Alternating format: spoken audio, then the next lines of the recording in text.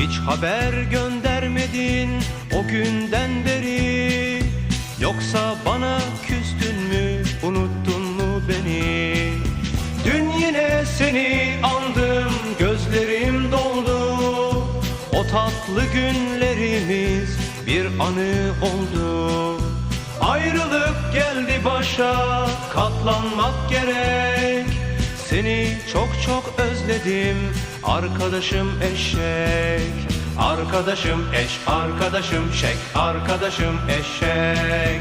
Arkadaşım eş, arkadaşım şek, arkadaşım eşek.